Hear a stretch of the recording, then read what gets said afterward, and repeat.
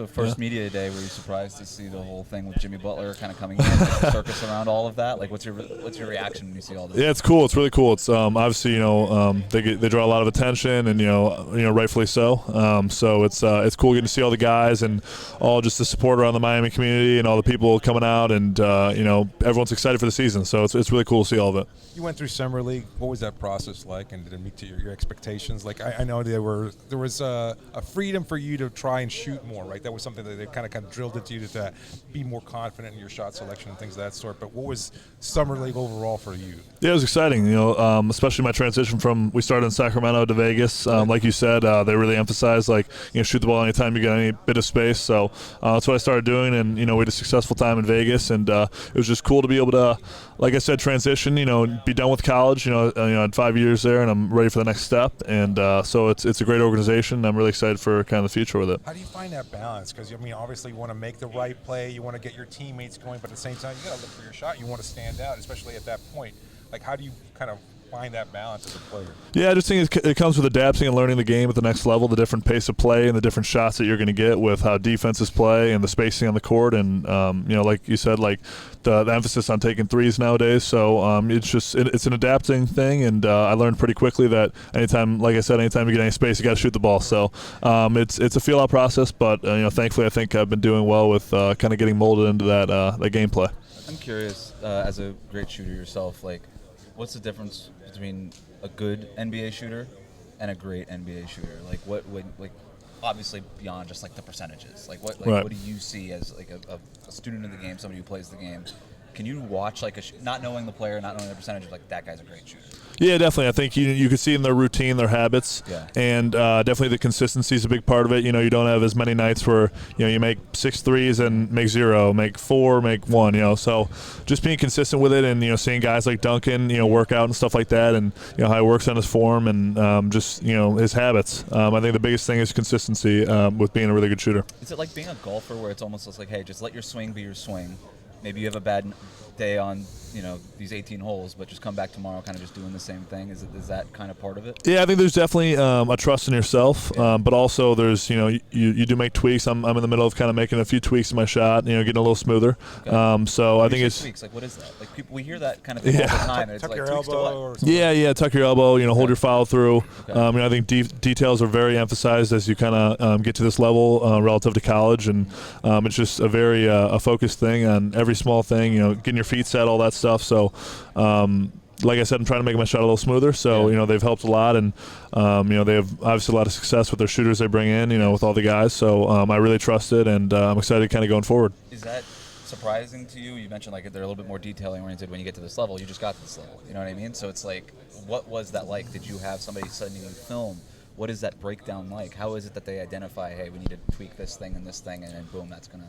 Yeah, definitely. I think, obviously I think there's a lot of emphasis on details in college, but I think just naturally as you progress in your career and, the stakes get higher, and now, you're doing this as a profession, everything gets, a little more serious with, hey, we need your feet to be set right. We need you to be holding your foul through here. You need to, look smooth. So I think you just do everything you can to maximize your game and your performance and your execution of certain things. So it's great to be able to see, how the staff, really develops guys, and I'm excited kind of for the track with that. So. We've heard a lot about the endurance that the Heat emphasizes above other teams. Have you gone through that kind of experience yet of having to just prove yourself at that point? And then, what has caught you by surprise so far in your short NBA career? Like I said, the biggest thing's the details, but we definitely do a lot of work with cardio and strength, and I'm up 10 pounds since being here already. Really? So I was at Summer League, I was 188, now I'm back to 198. So I'm really focused in the weight room too, just as much as up on the court. But I think everything just being professional. I think that's it's a very an organization that's focused on being professional and all that kind of stuff. So I'm hoping to, bring my part to the table with, taking care of my business and, really being locked in all aspects. Awesome. Whose player highlights do you watch the most, or have you watched the most maybe in your whole life? Well, growing up, obviously, I was a big LeBron fan, and so it's cool kind of with all that. I know it's cliche. It's a great answer. It's the right age.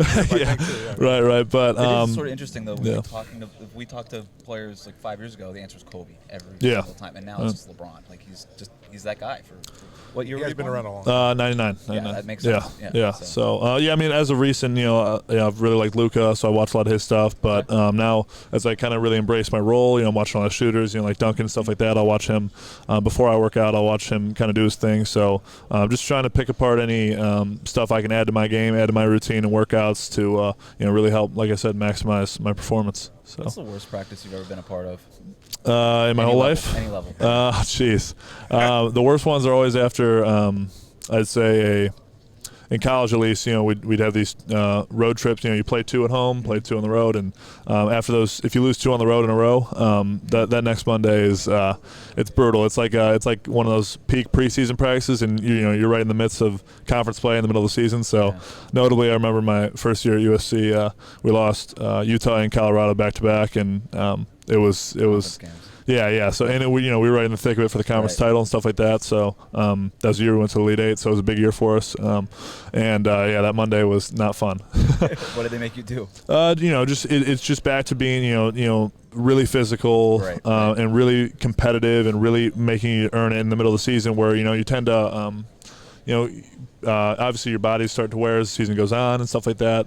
So you're not as it's not it's different than preseason practices. So felt right back like as if it was day one in preseason and we were locking in the fundamentals and all that kind of stuff. So it was good. You were from Libertyville. Libertyville, yes. Do you know Steve Novak? I think he's the only other NBA player to come from Libertyville. I might be wrong. I don't think. I feel like I would have known that. I don't think so. Am I wrong? Okay, maybe. I could just be wrong. Yeah. But I like Steve Novak though. So I don't know if he's from Libertyville, but I like him. We're gonna look that up later. We'll take it. You have a teammate on your. You have a teammate on the team who likes to eat Oreos with a fork. Really? Dips them in milk with a fork. Interesting. Okay. Can you guess what teammate that is?